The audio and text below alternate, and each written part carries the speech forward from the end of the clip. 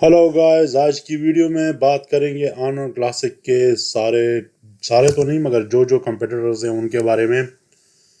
सबसे पहले विलियम बोनेक साहब जो हैं माइकल बो तो ये जो है ये compete करने वाले हैं, जिस तरह आप सारों को पता है। और इन्होंने अपनी अपनी एक नई जो एक अपडेट शेयर की है, बल्कि ज़्यादातर ये अपडेट शेयर करते रहते हैं। सबसे बड़ी बात तो ये है कि ये मुझे काफ़ी ज़्यादा अच्छे नज़र आ रहे हैं, टू बी ऑनेस्ट। बहुत ही ज़्यादा हैवी नहीं, मगर जो पिछले साल मिस्टर ओलंपिया में इन्होंने कम्पीट करा था ना, उसके मुकाबले में तो बहुत ही हैवी नज़र आ रहे हैं। सबसे पहली बात तो ये है। और शार्प नज़र आ रहे हैं, अपने ऊपर काम किए हैं। लोग ये कह रहे थे बार बार कि भाई इसकी उम्र हो गई है, बस उम्र का तकाजा ये है कि भाई ये छोड़ दे अभी। मगर इसने मेरे ख्याल में लोगों को बिल्कुल ही हैरान करके रख दिया और सबको ये दिखा दिया कि भाई नहीं, उम्र की कोई बात नहीं है, मैं अभी भी कर सकता हूँ और कर रहा हूँ। टू बी ऑनेस्ट मैं ये कह सकता हूँ। और बहुत ही ज़बरदस्त किस्म की ये अपने वो प्रोवाइड कर रहे हैं अपडेट्स। और मुझे लग रहा है कि ये कुछ हैरान कुन करेंगे। टॉप तो नहीं कर सकते, जीत तो नहीं सकते, मुझे नहीं लगता कि जीत पाएंगे। बट मेरे ख्याल में बहुत ज़्यादा जो इनके कंपेटिटर्स हैं और जो इनके साथ पहले compete करते रहे हैं, उनको हैरान करके एक हैरान कुन किस्म का एक मोमेंट देंगे। ये मैं कह सकता हूँ, अल्फाज नहीं है मुझे बयान करने के लिए कि भाई ये बंदा इतना खूबसूरत लग रहा है और इतना ज़बरदस्त लग रहा है और बैक इनकी बहुत अच्छी लग रही है। अगर आप इनका पिछले साल का जो सारे अपडेट्स है उसको चेक करें तो आपको बहुत ही ज़्यादा मतलब एक डिफरेंस नज़र आएगा और यूँ लग रहा होगा कि भाई इस बंदे ने तो मेरे ख्याल में अभी अपना जो असल रंग है वो दिखाना शुरू किया है। बट मेरे ख्याल में काफ़ी ज़्यादा कंपेटिटर्स। और दूसरी बात यह है कि पिछले एक साल से जो नए बॉडी बिल्डर्स और जो पुराने बॉडी बिल्डर्स भी हैं वो अपने आप को इतना इम्प्रूव कर रहे हैं कि जो अपने आप को इम्प्रूव नहीं करेगा मेरे ख्याल में वो नहीं सस्टेन कर पाएगा। इसलिए change is the name of going forward. मैं ये कह सकता हूँ, जब तक आप चेंज नहीं लेकर आएंगे और कंसिस्टेंट रहेंगे तो मेरे ख्याल में वो फॉरवर्ड आप नहीं लेकर जा सकते। चेंज की बात करेंगे तो माइक सोमरफील्ड जो है वो भी एक बहुत ही ज़बरदस्त चेंजेस लेकर आए हैं। और वो इस तरह के चेंजेस लेकर आए हैं कि कुछ लोग तो ये कह रहे हैं कि शायद ये ओपन में चला जाए। आप इनके मसल साइज को चेक कर लें। सबसे पहले ये इनका देखें, पहले भी इनके हमने एक आध हफ्ता पहले हमने भी इनका अपडेट शेयर किया था और ऑलमोस्ट यही सेम सिचुएशन और सेम ही जगह थी। But with every passing day, हर हफ्ते जब ये अपडेट शेयर कर रहे हैं तो ये इम्प्रूव ही करते रहे हैं। मिडिल सेक्शन बहुत अच्छा खूबसूरत नज़र आ रहा है। इनके जो थाइज है वो बहुत ही ज़्यादा खूबसूरत और हेवी नज़र आ रहे हैं। अपर सेक्शन की तो मैं बात ही नहीं करूँगा क्योंकि बात करके मैं वैसी स्पॉइल नहीं करना चाहता हूँ। वो इतना खूबसूरत है और इतना थिक है कि उसकी बात नहीं की जाए तो बेहतर है, उसको देखने से ताल्लुक़ रखता है वो अपर सेक्शन इनका। बट मेरे ख्याल में मुझे नहीं लगता कि ये बंदा ज़्यादा देर तक क्लासिक में रह पाएगा, क्योंकि जिस तरह की ये मास गेन कर रहा है इसको बहुत जल्दी ओपन में जाना पड़ेगा। अपने आप को रिस्ट्रिक्ट नहीं करना चाहिए। ये साल अगर ये लेट सपोज जीत जाता है मिस्टर ओलंपिया में, आर्नल्ड तो मेरे ख्याल में इजीली जीत जाएगा। अब इसमें कोई दो राह नहीं है या कोई भी डाउट नहीं होना चाहिए कि ये आर्नल्ड नहीं जीत सकता। आर्नल्ड क्लासिक तो मेरे ख्याल में जीत जाएगा unless and until Wesley Vesara ने भी कहा है कि भाई मैं आप लोगों को हैरान करके रख दूंगा। वाकई में वो हैरान कर देता है, क्योंकि पिछले साल मिस्टर ओलंपिया से पहले वो मेरे ख्याल में कुछ ज़्यादा ही हवाओं में उड़ रहे थे और अपडेट्स भी दे रहे थे, जो कि काफ़ी अच्छी बात है। But all of a sudden वो ऐसे गिरे कि बिल्कुल उनकी कमर ही टूट गई। मगर वो कह रहे कि नहीं, मैंने उससे सीखा है, जो कि मेरे ख्याल में ज़िंदगी में हर बंदे को सीखना चाहिए। जब आप गिरते हो तो गिरना आपके उठाने के लिए होता है और आपको अपने आप को खुद उठाना होता है। वेस्ली वेसर इसको सरप्राइज़ दें और आए, और मेरे ख्याल में करीब करीब ही होंगे। जीतना तो मुश्किल होगा इनसे। ये देखे थाइज ही अकेले ले लें, वेस्ली वेसर बेचारे के थाइज बहुत कमज़ोर है। अगर इनके थाइज और उनके थाइज कंपेयर कर ले जो हमने मिस्टर ओलंपिया में उनके देखे थे, تو میرے خیال میں یہ تو یہی سے ہی جیت گئے ہیں.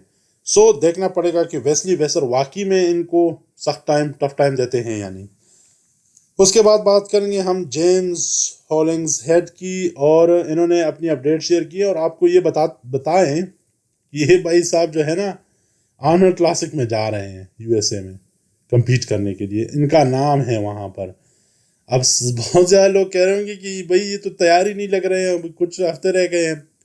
کچھ ہفتے کیا، میرے خیال میں کل پرسوں ہی ہے یہ، کچھ ہفتے پہلے کی ان کی اپڈیٹ ہے. آپ کو ایک بات بتائیں، یہ ابھی کی نہیں ہے.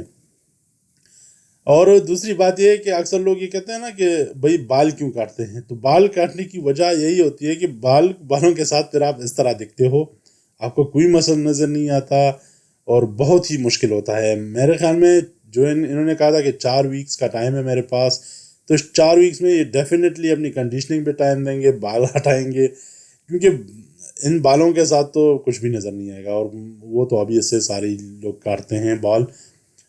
بٹ ہمیں یہ دیکھنا ہوگا کہ یہ کنڈیشن اور آرنولڈ میں جب یہ اتریں گے وہ کس طرح دکھے گا، کیونکہ ہم نے جو ان کو دیکھا ہے وہ بہت ہی رپڈ نظر آتے ہیں یہ جب بھی آتے ہیں اسٹیج پہ.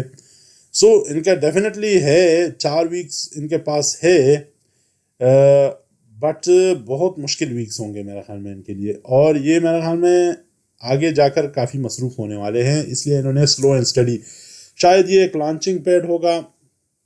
یہ آرنولڈ کلاسک امریکہ جو ہے یہ ایک لانچنگ پیڈ ہوگا. اس کے بعد یہ لگاتار 2-3 کمپٹیشن میں حصہ لیں گے اور کوالیفائی کرنے کی کوشش کریں گے. تو دیکھتے ہیں کہ کس طرح کا پیکج لے کر آتے ہیں آرنولڈ میں.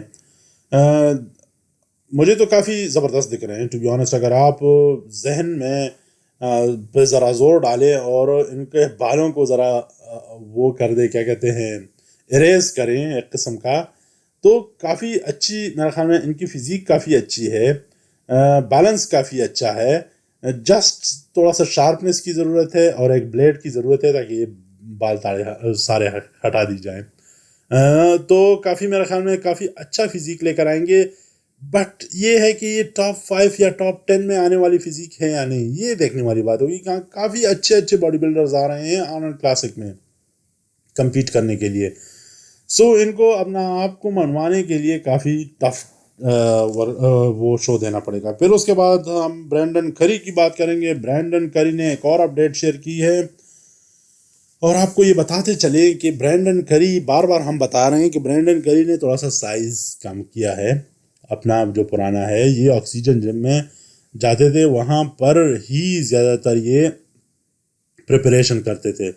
بٹ اس سال اس دفعہ، بلکہ کہہ سکتے ہیں اس سال تو نہیں، اس دفعہ انہوں نے کہا کہ نہیں میں گھر پہ ہی کروں گا کیونکہ فیملی کا مسئلہ اور پتہ نہیں کیا کیا، اور اس لیے انہوں نے کہا کہ میں دیکھنا چاہتا ہوں کہ میں اکیلے میں کس طرح پریپریشن کرتا ہوں. سو اور اس کا تھوڑا سا بہت ہمیں اندازہ ہو بھی گیا کہ ایک قسم کا انہوں نے ویٹ جو ہے نا وہ لوز کیا ہے، مسل سائز تھوڑا سا لوز کیا ہے. لوگ یہ کہہ رہے ہیں کہ شاید ان کا بس اب یہ آخری 1-8 سال رہ گئے، تو اس وجہ سے شاید یہ ہو سکتا ہے کہ بس ختم ہونے والا ہے ان کا کیریئر، یا بس یہ ریٹائرمنٹ لینے والے ہیں.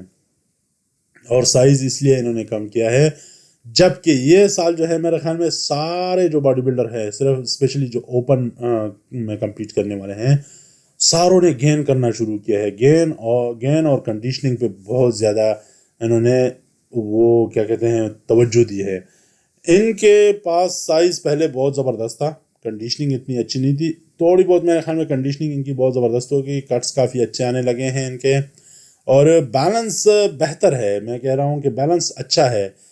بٹ یہی ہے کہ آپ کے ساتھ اگر مقابلے میں لیٹ سپوز ہم اور کسی کی بات نہیں کرتے، ولیم بونیک کی بات کرتے ہیں، وہ کھڑا ہو، ان سے ہیوی لگ رہا ہے، اور دوسری طرف سیمسن ڈوڈا کھڑا ہو، ڈیرک لانسورٹ کھڑا ہو، تو آپ کہاں پر اس سائز کے ساتھ ان کو کمپیٹ کر سکتے ہیں. سو ڈیفینیٹلی کنڈیشننگ اور بیلنس تو بہت اچھا ہے ان کے پاس، بٹ سائز کی وجہ سے میرے خیال میں ان کو تھوڑا سا بہت ہی سخت مقابلہ کرنا پڑے گا، اور کافی زیادہ مشکل ہوگا ان کے لیے. اب یہ کون سے نمبر پہ آتے ہیں یہ بھی دیکھنا ہوگا، کیونکہ یہ ٹاپ 10 میں تو آئے تھے، بٹ ٹاپ 10 میں جو ان سے پہلے باڈی بلڈر بنے تھے ان میں سے کن کن کو یہ ہرا کے آگے نکلتے ہیں، یہ دیکھنا پڑے گا۔ آپ بتائیں کہ ولیم بونیک آپ کے خیال میں ٹاپ 5 میں آ سکتے ہیں آرنولڈ کلاسک میں یا نہیں؟ کمنٹس کر کے ہمیں بتائیں کہ آپ لوگوں کا رزلٹ کیا ہے آرنولڈ کلاسک کے لیے۔ Thank you very much for watching the video.